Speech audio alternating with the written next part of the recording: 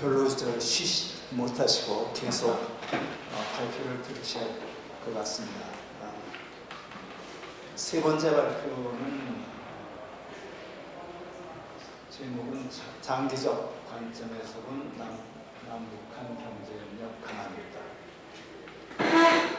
북한대학원대학교 양수 교수님께서 발표를 해주시고요. 토론은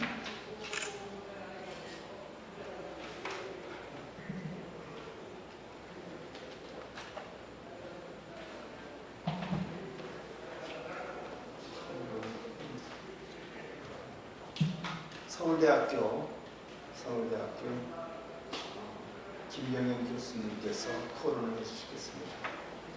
발표는 굉장히 시간이 많이 지났습니다. 15분 정도. 10분 줬습니다. 네, 인사드리겠습니다.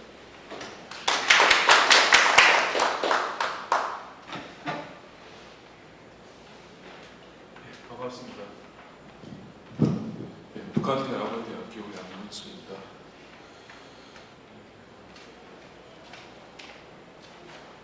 언제부턴가 이제 한국 경제의 위기를 이제 논하는 자리에서 북한 문제로 이제 거론이 되는 경향들은 나타납니다. 물론 이전에도 뭐 그런 부분들이 나왔습니다만, 오늘 앞에 그 1, 2주제의 발표에도 있었듯이 한국 경제가 이제 점점 어려워지고, 그리고 이제 기존의 모델들이 이제 한계부닥치면서, 하지만 또 새로운 모델들 대안에 대한 모색은 쉽지 않은 그러한 한계적인 상황들이 이제 꽤 오래 계속되면서 그 대안으로서 북한을 이야기하는 것들이 이제 꽤 있었습니다. 그와는 별개로 이제 북한 문제를 다루는 사람들 입장에서는 이제 전반적으로 통일의 문제들, 그리고 경제 분야 같은 남북 경제 공동체라는 틀 속에서 이제 좀 논의들이 이루어졌습니다. 하지만 여러분들께서 지금 이제 목도하시듯이 남북 관계는 안타깝게도 특히 이제 2018년 정도에는 약간 좀 좋아질 조짐들이 보였습니다만 지금 되게 좀 암흑기로 갔고, 특히 이틀 전에 북한이 이제 그전에도 한 몇 달 정도 안 좋았던 남북 관계에 대해서 이제 그야말로 끝장을 내겠다는 그러한 선언을 할 정도로 좀 안 좋아진 부분입니다. 자, 어쨌든 이제 10년 후에 한국 경제에 대한 여러 가지 이제 모색들을 하는 속에서 북한도 하나의 변수가 되는 것은 당연할지도 모릅니다. 다만 그러한 당위성과 이제 현실의 세계는 생각보다 꽤 괴리가 큽니다. 그러니까 지금까지 이제 남북한 경제 협력이 이루어졌습니다만은 사실은 남북한 경제 협력이라는 것이 이제 북한을 좀 주로 보는 사람들 입장에서는 그 존재감을 의식을 했지, 일반 국민들에게나 아니면은 남한 경제를 공부하시는 분에게는 사실 그 존재감이 인식이 되지 않았습니다. 워낙 그 규모가 작았고, 물론 이제 북한 경제 입장에서는 남북한 경제 협력이라는 것들이 나름 의미가 있을 정도로 그 규모 면에서도 좀 그랬습니다만, 남한 경제 입장에서는 사실은 그야말로 조족지혈, 워낙 남한 경제가 커져버렸고, 또 그 남한 경제 규모에 비하면 남북한 경제 협력이라는 그 규모가 작았다는 부분입니다. 그마저도 사실은 2016년도 개성공단이 완전히 닫히고 나서부터, 그로부터도 한 5년 정도가 경과가 있습니다. 남북 경력이 아예 없는 남북 경력 제로라고 합니다만, 그런 시절은 한 5년 정도 지속되고 있고, 그리고 이게 언제 해소될지도 잘 모르는 상황입니다. 그래서 간단하게 이제 어쨌든 미래와 현실, 그리고 이제 조건, 이제 보통 이제 남북한 장기 협력 방안이라고 이제 주최 측에서 이제 주셨습니다만은, 주로 남북한 장기 협력 방안에 대해서는 강론적인 부분들과 총론적인 부분들은 나왔습니다만, 총론이라는 부분들은 주로 이제 남북한 경제 공동체 통일이라는 형태로 나옵니다. 그러면은 급진적인 통일이냐, 점진적인 통일이냐, 독일식이냐, 아니면 유럽식이냐, 그런 논의들이 많이 있어왔고요. 그러면 속에서 이제 남북한 경제 통합의 논의들이 초기에는 그냥 두 개를 합치는 것으로 이야기되다가, 단순한 합치는 것에서 끝나서 북한의 체제 전환과 발전과 통합을 세 개의 바퀴를 동시에 굴리는 쪽으로 되면서 어쨌든 조금 논의는 이제 진전됩니다. 그리고 이제 남북한 경제 협력이라는 것들을 이제 경제 통합으로 그러니까 좀 끌어올리기 위한 것들에 대한 논의들도 좀 이루어졌던 것들도 사실입니다. 자, 그와는 별개로 이제 평화 경제론이나 한반도 경제론과 같이 어떤 식으로 우리의 바람직한 남북한 경제 통합 혹은 남북한 경제 협력을 이룰 것인가에 대한 논의들도 있어 왔고, 그리고 이제 이 정부 들어와서는 사실은 노무현 정부 시절에 등장했던 평화 경제론이 조금 더 발전 형태로 더 등장을 합니다. 물론 이제 현 시점에서 특히 이제 이런 냉혹한 현실 속에서 평화 경제론을 논하는 것에 대한 비판적인 그런 시각도 되게 많습니다. 사상 누각이니 비현실적이다. 그럼에도 불구하고 이제 평화 경제라는 부분들은 기존의 경제 공동체와는 조금 다른 결로서, 물론 이제 경제 공동체 논의를 좀 폭발합니다만 어쨌든 한국 경제 입장에서도 장기적으로도 평화라는 것들이 중요하다. 내지는 사실 평화 경제라는 것들이 일종의 평화 공존의 문제를 우선식으로 생각하지 않고 통일이 중요하긴 하지만 어쨌든 평화 공존이 우선적으로 추구돼야 된다는 문제의식들을 가지고 있는 그런 속이라고 보시면 되겠습니다. 그래서 이제 남북한 경제 협력, 장기적인 협력은 사실은 필연적으로 이제 정치적인 부분들하고도 좀 연관성이 깊은 것들하고 봅니다. 장기 청사진입니다. 자, 그럼 앞으로 어떻게 할 거냐? 만에 하나 이제 상황이 좀 좋아진다고 하면은 이제 기본적으로 남북한 간의 경제 협력이라는 것은 물론 상황도 좋아지고 또 경제적인 여러 가지 조건들이 이제 필요합니다만 어쨌든 긴 호흡에서 봤을 때 결국 북한이 경제 성장을 한다고 하면은 과거에 그러니까 중국이나 베트남이 남한 경제 성장에 기여한 것과 좀 더 유사한 형태로 가지 않겠느냐. 한편으로는 생산 요소의 보완이고 또 한편으로는 시장의 보완. 또 한편으로는 이제 지리적으로 그렇게 됐죠. 남북한이 이제 붙어 있는 상황에서 그러니까 동북아의 경제적인 협력 공간들을 좀 할 수 있는 그런 것들입니다. 그래서 이제 아까 산업구조 이야기도 나옵니다만은 그러니까 산업구조 이제 특히 이제 한국 경제의 그런 산업구조상의 그런 좀 뭐라 할까요? 한계 상황들을 좀 돌파할 수 있는 것으로서 미래에 대한 청사적인 영향을 드린 차원들입니다. 그래서 이제 아까 이제 옵쇼어도 나옵니다만 어쨌든 국내 기업이 이제 리쇼링을 할 수 있는 여지들 같은 것들, 그리고 통일에서도 봅니다만은 이제 사실은 통일이 특수가 가장 대표적인 게 건설업이라든지 아니면 이제 마켓 자체가 이제 그만큼 확대되는 부분들이고요. 그리고 이제 북한이라는 나라는 나름 이제 공업화의 기반들이 있었기 때문에 예를 들어서 기계라든지 그런 쪽에서는 좀 북한이 현존 상황들을 좀 활용할 수 있는 부분들이 있고, 또 하나는 이제 중화공업 중에서도 이제 금속이나 화학 같이 북한의 수요는 있습니다만 나가는 과잉 설비 같은 부분들 그런 것들이 서로 보완의 여지가 되고, 그 다음에 IT 같은 부분들은 약간의 조건들이 이제 필요로 합니다만 어쨌든 이제 4차 산업혁명 시절에 북한을 테스트 베드로 한다는 그런 꿈들 같은 것들도 나옵니다. 그리고 이제 경제 지리적으로 보면은 이제 사실은 그렇죠. 남한이라고 이야기되고 페닌슐라라고 이야기됩니다만 북한이라는 존재가 미개방돼 버려서 사실은 대한민국은 섬과 같은 존재에 불과하죠. 사실상 섬입니다. 걸어서 육지로 갈 수 있는 외국은 단 하나도 없는 섬과 같은 존재인데 북한과 연결되고 개방이 된다 그러면 비록 통일까지 가지 않는다고 하더라도 어쨌든 협력이 활발해진다 그러면은 동북아라는 영토를 확장할 수 있는 그런 꿈들 내지는 이상들을 가져봅니다. 안타깝게도 이제 현실로 다시 돌아와야 됩니다. 그러면 현실에서는 어떤 것이 있느냐, 아까도 말씀드렸듯이 2018년도에 조금 상황이 좋아지는 듯 했다가 이제 작년도 하노이 회담을 계기로 인해 가지고 북미 관계가 악화되고, 그리고 이제 그 북미 회담에서 북한이 강하게 주장했던 바로 제재의 문제입니다. 제재의 문제고 사실 우리 같은 경우는 이제 개성공단을 닫았던 것들이 그 당시는 꼭 제재 때문에 닫은 건 아니죠. 남북 관계가 악화되는 속에서 박근혜 정부가 이제 스스로 이제 좀 닫았던 건데 막상 열라고 하다 보니까 이제는 국제사회의 제재가 딱 가로막고 있습니다. 국제사회의 제재라는 것은 사실 어제 오늘 일이 아닙니다. 한국전쟁이 발발한 바로 4월 1950년 6월 28일부터 미국이 이제 제재를 발동하기 시작해서 그동안 무수히 많은 제재를 쌓아왔습니다. 그럼에도 불구하고 북한이 이제 4차 핵실험을 한 2016년 1월 그 이후부터 취해진 이제 미국과 북한과의 양자 제재 그리고 유엔 차원의 대북 제재는 제재의 70년 역사에 있어서 한 획을 그을 만큼 진짜 강력한 겁니다. 그 이전도 강력한 것이었습니다만은 2016년 1월 이후에 대북 제재는 이전과는 비교가 안 될 정도의 고강도가 되고, 단적으로 말씀드린다 그러면은 북한이 2015년, 16년 정도 이제 수출을 예를 들어서 한 40억 달러, 50억 달러 했는데 그 딱 제재가 이제 취해지고 난 2019년 현재 대충 그 수출액이 이전의 10%로 떨어집니다.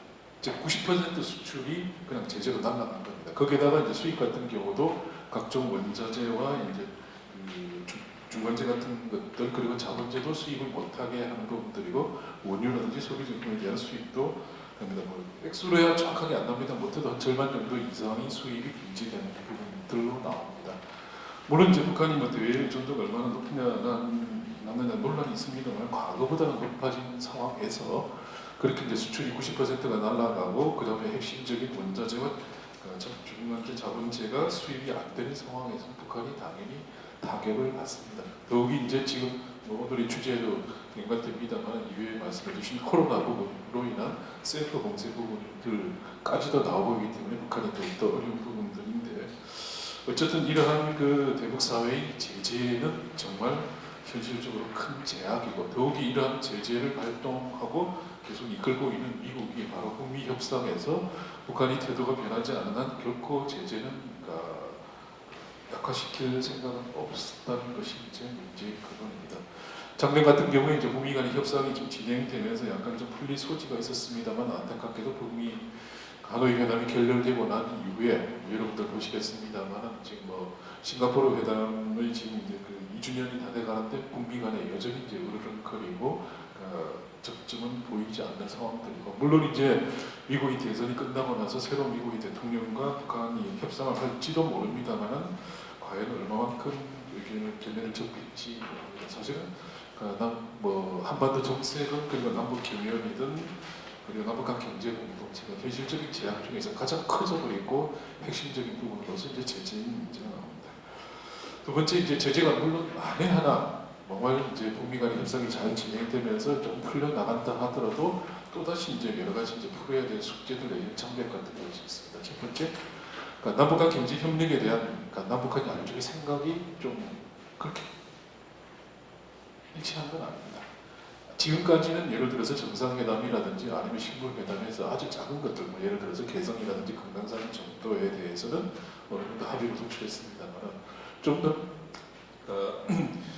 큰 그림으로서 이제 협력을 하자 그러면은 실제로 남북 간의 생각들이 조금 차이가 있을 수 있는데, 이게 어떻게 되느냐는 겁니다. 예를 들어서 문재인 정부가 내놓았던 이제 한반도 신경제 구상 같은 경우에 이제 뭐 여러분들 보셨겠습니다만 H자주입니다. 그러면서 이제 뭐 서해안, 동해안, 뭐 그다음에 접경지대 어떻게 한다는데, 북한은 뭐 어떻게 자기네들이 하겠다는 생각을 그렇게 뭐 직접적으로 표출할 건 없습니다만, 다른 자료들로 좀 유출을 해본다 그러면은, 뭐 서해안 같은 경우에 예를 들어 뭐 제조업이 되는데 동해안의 생각이 조금 다릅니다. 남한은 이제 지금 북한의 동해안에 협력을 할 때 주로 이제 아는 그 자원이라든지 에너지 벨트로 한다는데, 북한은 전통적인 종합공업들, 지금 종합공업이 완전 무너졌습니다만, 그 무너져버린 종합공업을 복원하고 싶은 생각들이 강합니다. 그리고 북한은 접경지대에 대한 개발은 지금 전혀 생각이 없습니다. 뭐 예를 들어서 그런 거라든지 뭐 여러 가지 것들에 대해서 남북한 간에 이제 합의를 거쳐야 되는 게 크고, 그 다음에 그거 못지않게 큰 것이 남한 내부의 견해차입니다. 흔히들 뭐 보수와 진보의 견해차라고 이야기되는 부분들인데, 저희 보면 좀 그런 것 같습니다. 뭐 한국 사회가 이제 쭉 시간이 지나면서 사실은 보수와 진보의 견해차들이 뭐 일정 정도는 조금 좁혀져 가고, 때로는 어떤 분야는 뭐 수렴이 됩니다. 지금 뭐 예를 들어서 기본소득에 대해서조차 이제는 뭐 보수와 진보의 구별이 없는 그러한 논의장까지 왔는데, 안타깝게도 북한과 관련된 문제에 관해서는 거의 뭐 30년 전이나 지금이랑 솔직히 별 차이가 없습니다. 이게 이제 여러 가지 이유가 있는데, 기본적으로 국내 정치에서 여야의 이야기들이 이제 그 재생산되는 구조와 되게 좀 맥을 같이 합니다. 뭐 그런 부분들이 있다 보니까 이제 북한 문제를 둘러싼 그 여야 혹은 보수와 진보 간의 견해차라는 것이 생각만큼 안 좁혀집니다. 그러다 보니까 이제 그 앞으로도 국내의 그러한 그 보수와 진보의 그런 의견 차를 어떻게 좁힐 건가라는 견해들이 크고, 예를 들어서 경제 문제를 놓고 보면 뭐 이런 것들이죠. 얼마 전에도 그런 논의들이 있었습니다만 그 경의선 철도를 이제 놓는다 그러면서 이제 남쪽에도 이제 그 단절된 구간을 복원한다고 하면은 이제 항상 논란이 되는 경우입니다. 그러니까 정부 재정이라는 것들을 과연 어디까지 투자를 해야 되냐. 한쪽에서는 어차피 그 미래를 위해서 우리가 남북한 철도를 연결해야 되고 거기에 대해서 일정 정도 우리 재정을 투입하는 것이 의미가 있다라고 이야기합니다만 일종에서는 경제성이 없다, 타당성이 없다라고 이제 반대를 하는 부분들. 특히 이제 이러한 민간 차원의 경협에 대해서는 상대적으로 좀 타협의 여지가 있습니다만 정부가 개입하는 경협들, 특히 정부 재정을 투입하는 부분들에 대해서는 상당히 좀 그런 견해차가 좁혀지지 않을 수 있는 부분들입니다. 여기에다가 또 다른 여러 가지 부분들이 있습니다만 핵심적으로 말씀드린다 그러면 결국은 이런 것들이죠. 어쨌든 우리가 꿈꾸는 부분들이고 정말 이제 많은 난관들을 극복해서 남북한 간의 경제 협력이 아주 광범위하게 이루어질 정도라 그러면 남한의 굉장히 새로운 동력을 찾을 수 있습니다만 현실에서 장벽은 예를 들어 제재 문제라든지 그리고 북한과의 이제 그런 생각의 차이를 좁히는 것들, 남한에 대해서 생각의 차이를 좁히는 것 그런 몇 개 예시만 들었습니다만 이거 이외에도 꽤 거리가 꽤 과제가 많다는 겁니다. 어떻게 보면 이제 남북 문제라는 것들은 그 꿈과 현실의 격차라는 것들은 생각보다 꽤 크고 따라서 이제 저희들에게 주어진 과제는 생각보다 꽤 많다는 그런 생각을 하고 있습니다. 이상입니다. 짧게 밝혀주셔서 감사합니다. 사실 이 남북 협력 문제 우리 연구소로서는 아마 처음 이 문제를 이제 심포지엄 주제로 이제 선정하지 않았나 이렇게 생각됩니다. 또 나오신 두 분 그야말로 대한민국 최고의 북한 전문가십니다. 상당히 이제 좋은 자리를 저희 갖고 있고요. 김병현 교수께서 또 토론을 해주시겠습니다. 양무수 교수의 발제물이 9페이지인데 이 9페이지에 굉장히 포괄적이면서 좋은 내용들을 잘 설명했습니다. 오늘 tim북한 것은 한 10분도 안 되는 시간 내에 이 내용을 잘 요약해서 시간도 생각해 준 걸 보고서 역시 학문적인 깊이뿐만 아니라 발표도 잘하시는구나 이런 생각을 했습니다. 사실 이 발표문에서는 키워드를 현실이라고 잡았습니다. 현실. 그러니까 북한 문제만큼 그 비전과 현실 차이가 큰 문제가 없다 하는 말씀하시는 것을 동의합니다. 한국에서는 그 북한 문제를 가지고 비전을 강조하면 진보고 현실 강조하면 보수다 이런 대략적인 분류가 있습니다.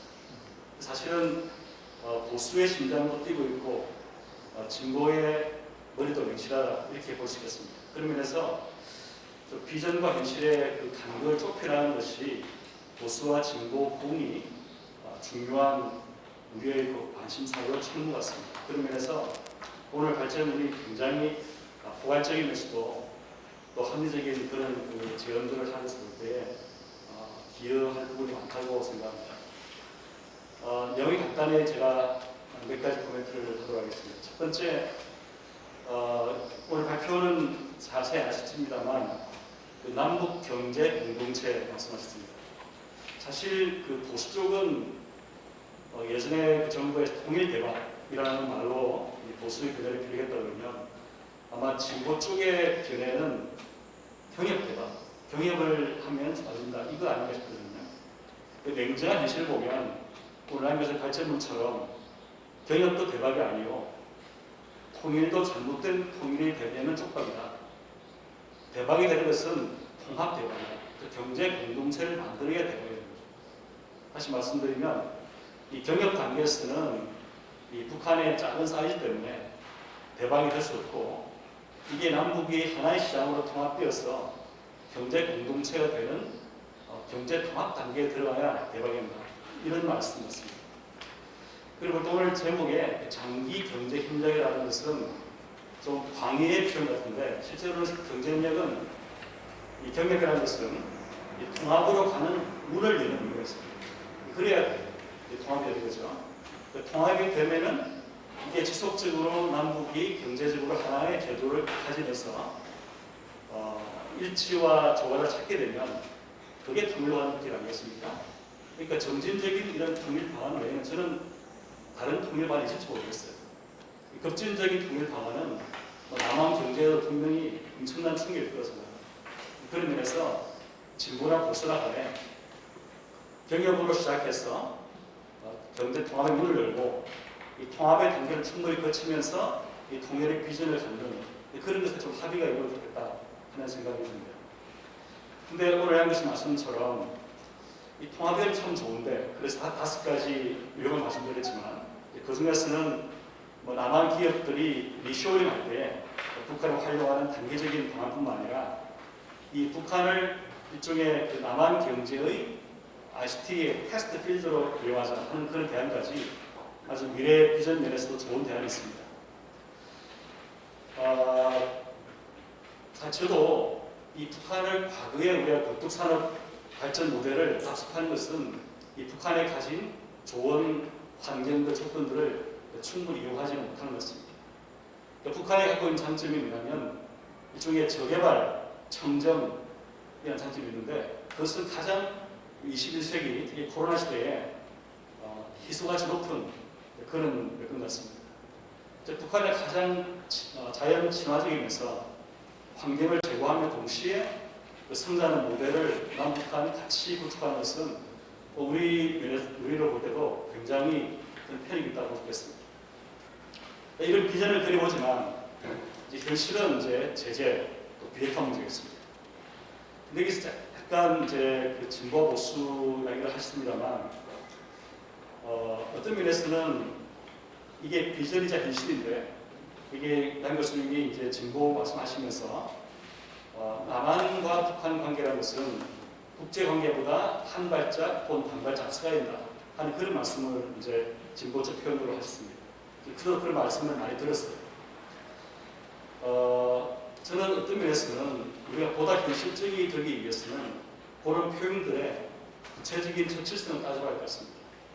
다시 말하면 그것이 무엇을 의도하는지 그리고 그 효과가 무엇인지 예를 들어서 남한 경협이 이 북한 비핵화를 한 발짝 앞서간다 그런 표현인지 그렇다 그러면 이 경협 결과 비핵화가 혹시 후퇴될 가능성이 있는지 따라서 진보적인 표현이라고 말하는 표현 가운데서는 어떤 면에서는 경험적 증거가 부족한 이 비전의 토로 아니면 추상적인 아름다움의 도피가 있는 것 같습니다.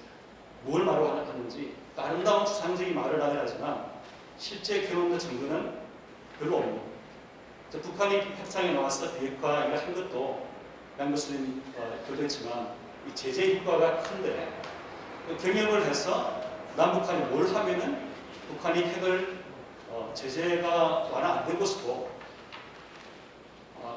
제재 경협을 해서 제재 완화되면은 북한이 과연 협상에 나와서 핵을 포기할 것인지 이런 문제를 진보나 보수나 다 골똘히 생각을 해봤습니다. 이거는 감정의 문제가 아니고 이념 문제가 아니고 현실 문제고 데이터 문제고 개발 문제였습니다. 그러면서 볼 때 좀 더 저는 글쎄요 이 표현이 정확한지 모르겠습니다만 경제학에서 우리가 늘 알고 있는 것처럼 진보는 냉철한 머리를 이 보수는 좀 따뜻한 가슴을 가지면서 이 간결 좁혀나가는 것이 지금 가장 필요한 때가 아닌가 그런 생각이 들면서 양 교수 발표를 잘 들었습니다. 감사합니다. 양 교수님 답변 좀 해주시죠. 네, 말씀 감사합니다. 이제 충분히 거의 다 이제 공감하는 부분들이고 제가 특별히 덧붙일 것들은 없습니다. 참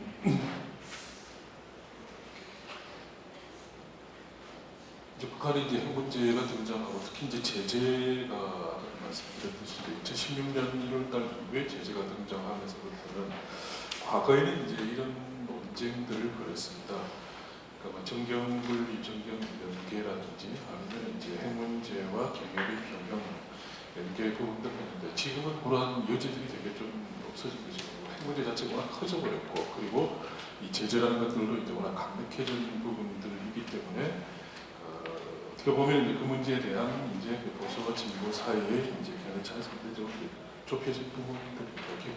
그러니까 진보라고 하더라도 이제 그 예를 들어서 그냥 무조건적으로 다 예를 들어서 뭐 제재를 넘어서서 그냥 그거를 하자, 급격하게 개혁을 하자는 부분들은 아니죠. 근데 이제 예를 들어서 이제 굳이 뭐그 진보 쪽에 이제 변명을 하자면 이런 부분들이죠. 결국 이제 국제 관계가 중요하긴 한데 그러면은 이제 일부러 저런 부분들이 나오죠. 2018년도 같은 경우에 이제 남북 관계가 좀 풀려 나갈 뿐만 아니라 북미 관계가 풀려 나가는 속에서 특히 이제 미국이 이제 좀 더 이제 북한과 좀 더 관계를 가까워지려고 한다 그러면은 이제 한국의 보수는 과연 어떻게 해야 될 건가?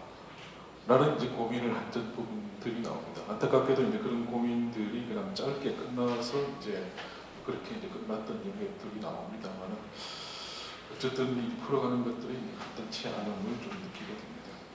저도 말씀 감사하고 거의 다 공감하고 있습니다. 예.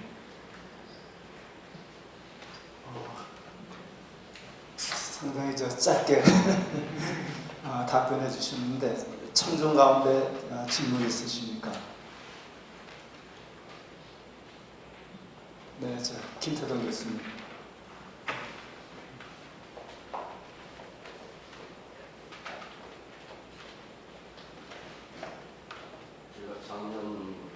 저 마이크. 유로 남북 공동선언 남측 위원회에서 이제 좀 도와드리고 있는데 금년이 20주년이거든요. 내년은 20주년인데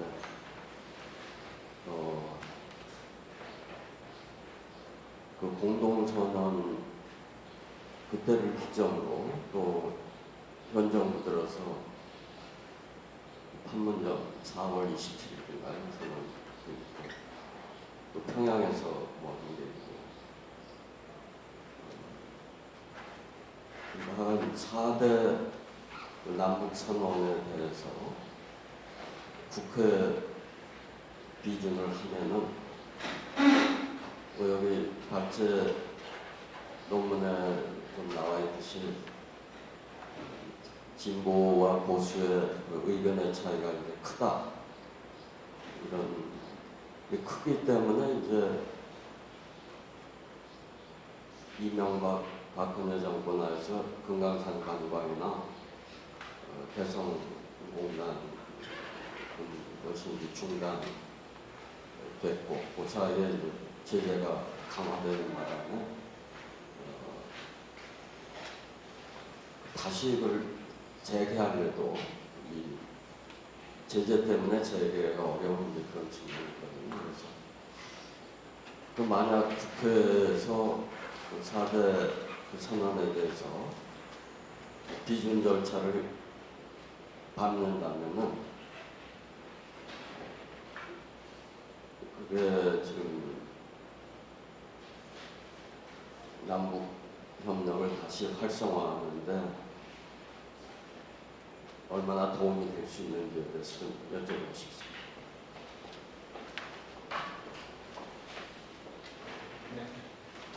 네, 사실 이제 뭐 좀 고맥락들도 있고 이제 지금 이번에 이제 피라 사건 그 부분들도 있고 그러니까 물론 이제 뭐 역사에 있어서 이제 과거를 돌아다 보면서 이제 과정이라는 건 없습니다만은 약간의 좀 아쉬움이 남는 부분들은 저는입니다.